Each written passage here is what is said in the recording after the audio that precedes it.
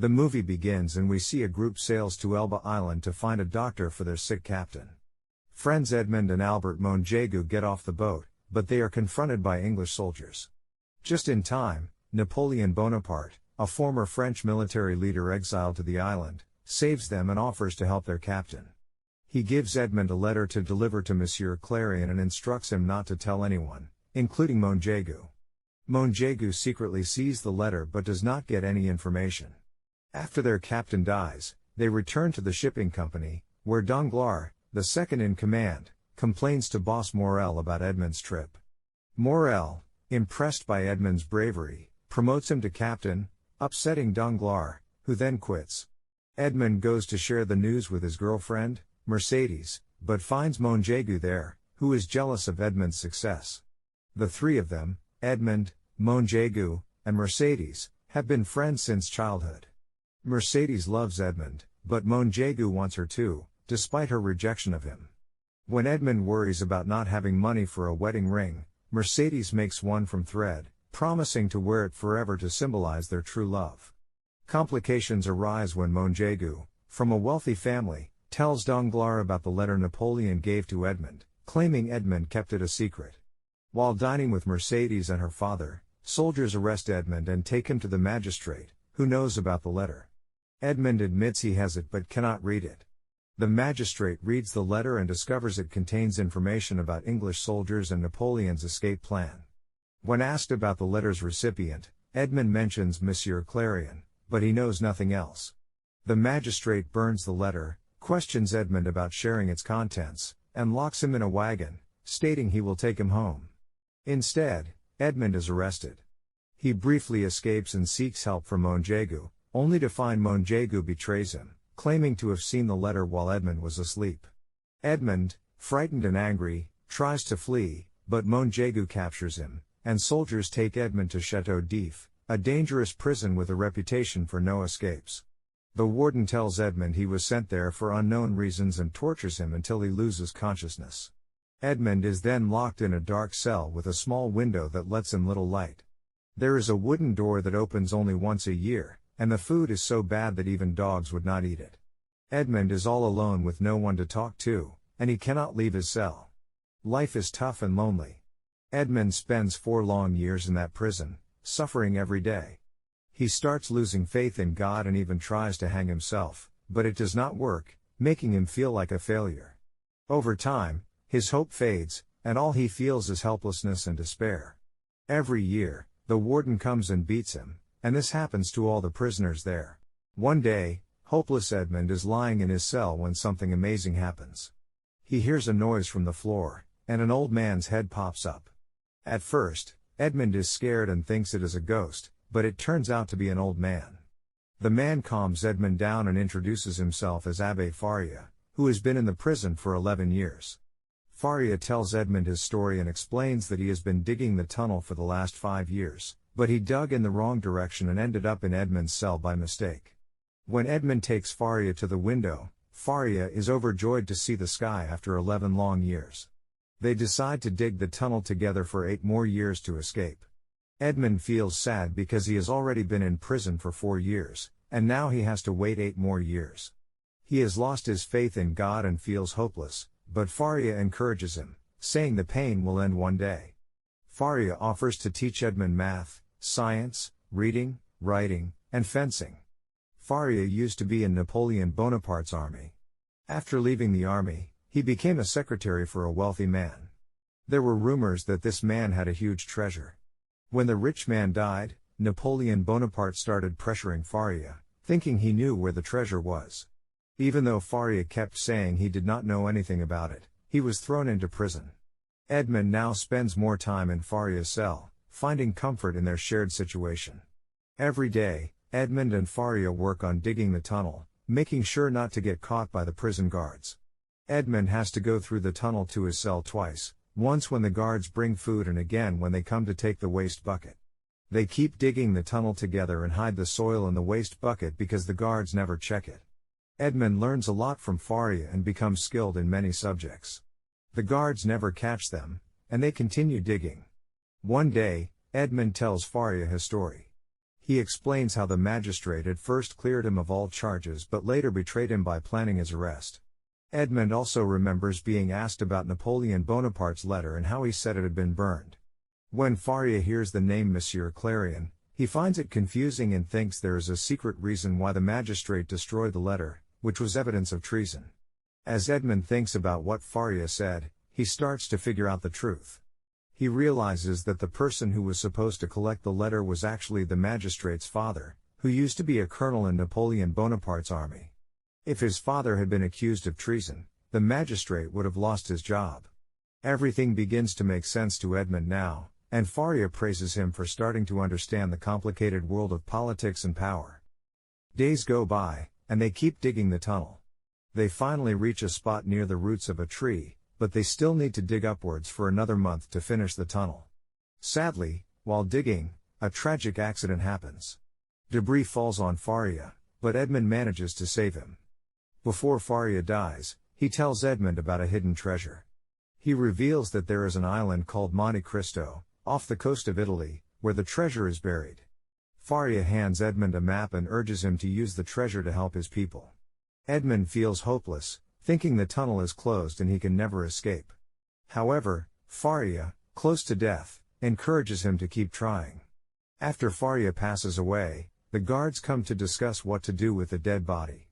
Edmond listens as the guards wrap Faria's lifeless body in a cloth and go to tell the warden. When the warden arrives, the guards chain the body while he secures the key to his waist. They plan to throw Faria's body into the sea from the island. As they get ready to count to 3, something amazing happens. A hand comes out from under the cloth and grabs the key hanging on the warden's waist. Both the body and the warden fall into the sea. It turns out that the body under the cloth is not Faria but Edmond himself. Edmond had hidden Faria's body in his cell and cleverly took his place under the cloth. Now that he is free, Edmond breaks his chains and locks. The warden desperately tries to save himself from drowning, but Edmond stops him and makes sure he dies in the sea. This is Edmond's first act of revenge. He swims to another island, feeling overjoyed to finally be free after years in prison. However, when he arrives, he finds a group of people sitting there, and to his surprise, they are all robbers. The leader of the robbers is about to kill one of his own men for betraying them.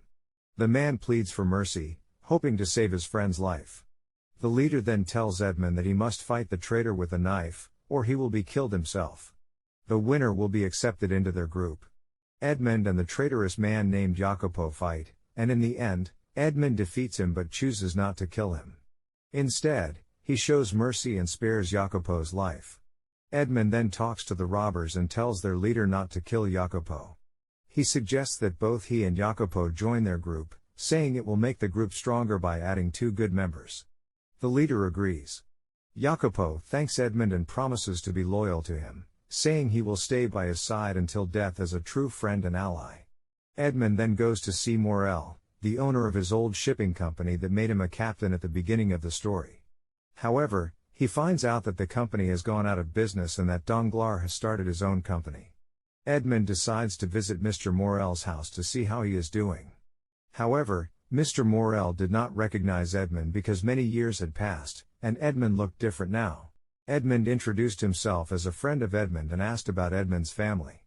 Mr. Morel sadly told Edmond that his father had taken his own life because Edmond was accused of treason. Edmond was shocked and asked who had accused his father.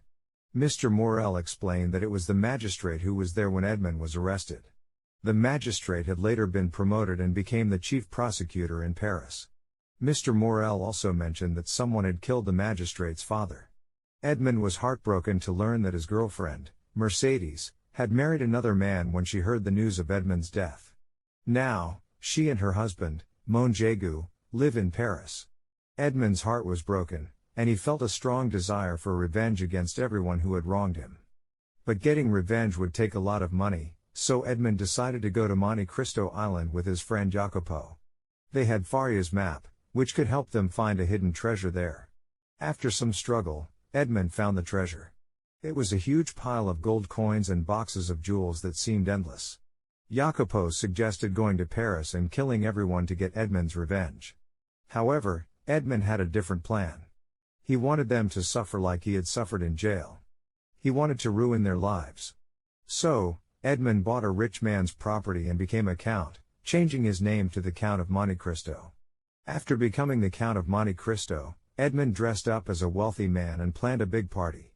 He invited all the important families in the city, including the magistrate and Montagu.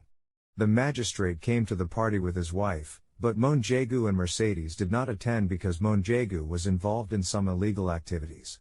Edmond knew he needed to find Montagu's weakness to get closer to him. He discovered that Montagu had taken a large loan from the bank, so Edmond told his men to buy the bank and convinced all the shipping companies to stop doing business with Montagu. While waiting for a chance to approach Montagu, Edmond learned that Montagu and Mercedes had a son named Albert. Edmond decided to use this to his advantage. He had his men kidnap Albert and then saved his life himself. When Albert returned home, he was told that the Count of Monte Cristo had saved him. With this act, Edmond gained the trust of Montagu's family. Montagu decided to throw a party to celebrate Albert's birthday and invited everyone, including Edmond. Edmond went to the party, and no one recognized him because he looked so rich and royal. He even danced with Mercedes, who said he reminded her of someone. Edmond denied being that person, but when he absent-mindedly twirled his hair, Mercedes noticed it was a habit Edmond had from his past. Later, when Edmond left the party and got into his wagon, Mercedes followed him. She recognized him and said he was the same person, but Edmond insisted that Edmond Dantes was dead and asked her to leave the wagon. Edmond came up with another plan. He convinced the magistrate that he had found the treasure and that only the magistrate could help him get it legally. The dishonest magistrate shared this information with Montagu, who was excited about the chance to steal the treasure. Montagu asked his old friend Danglars for help. However, Edmond expected this to happen. He knew they would try to trick each other and split the treasure between themselves. When the shipment with the treasure arrived, Danglars betrayed Montagu. 2 boxes of treasure were taken by Danglars' men in a carriage, but Edmond had already arranged for his own partner, who was secretly the leader of a group of robbers. Edmond quickly arrived with the police and had Danglars arrested for stealing the treasure. Then, Edmond confronted the magistrate, who was taking a steam bath. He asked the magistrate why he had lied to Mercedes many years ago, saying that Edmond had been hanged and was no longer alive. The magistrate was shocked that Monte Cristo knew this. Edmond explained that the magistrate and Montagu had made a plan so that Montagu and Mercedes would marry. The plan involved Montagu killing the magistrate's father. In return, the magistrate would tell Mercedes about Edmond's execution, so Edmond would no longer be in her life. There was another reason for this trickery. It was the magistrate's anger towards his loyal father, who had supported Napoleon Bonaparte. The magistrate was afraid that people would find out about his father's loyalty to Napoleon, which would cost him his job. He confessed to having his father killed, but he thought Edmond could never prove it, and Montagu would never admit to it. However, Edmond revealed that even if Montagu did not confess, the magistrate's guilt was clear. At that moment, the police, who had been listening to their conversation, came in and arrested the magistrate for plotting to kill his father. This was similar to what happened 13 years ago when the magistrate had arrested Edmond in a wagon. Now, Edmond was finally getting his revenge. In the next scene, Mercedes arrives at Edmond's house. Edmond urges her to leave, but she tells him she knows he is Edmond because she knows his full name, Edmond Dantes. She asks how he knew that Edmond Dantes was dead, since his last name was not widely known. Edmond then asks Mercedes why she did not wait for him while he suffered in jail. Hatred fills his heart now, and he sees it as his treasure that no one can take away from him. This scene is full of strong emotions as Edmond carries a pain in his heart that feels like it will never heal. He endured 13 years of torture without committing any crime. Mercedes explains her side and shows him the same thread ring, saying that she never took it off. Mercedes kisses and hugs Edmond, and they are reunited. Meanwhile, Montagu is now poor, and the murder of the magistrate's father is blamed on him. He plans to escape and asks Mercedes to join him, but she decides not to go with him. In anger, Montagu says that he and his son will leave. However, Mercedes reveals a shocking truth: Albert is Edmond's son.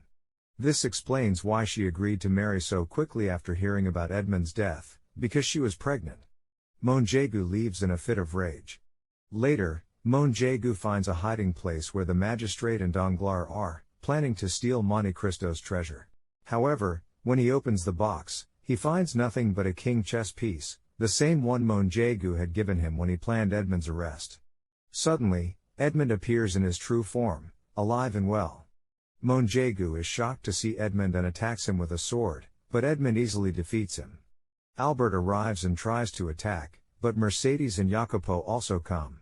Mercedes reveals to Albert that Edmond is his father and that Montagu falsely accused Edmond and got him imprisoned. As Montagu tries to shoot, Jacopo intervenes, causing the bullet to miss Mercedes but hit her shoulder. Montagu briefly escapes but returns to confront Edmond again. They engage in a fierce sword fight, and Edmond ultimately defeats Montagu. 3 months later, everyone is in Chateau d'If prison, but Edmond has now bought the prison to ensure no one else suffers as he did. He is committed to using his treasure to help others, following Faria's advice before he passed away, and the story ends here. Remember to subscribe and turn on notifications, so you can watch more movies like this. Thanks for watching.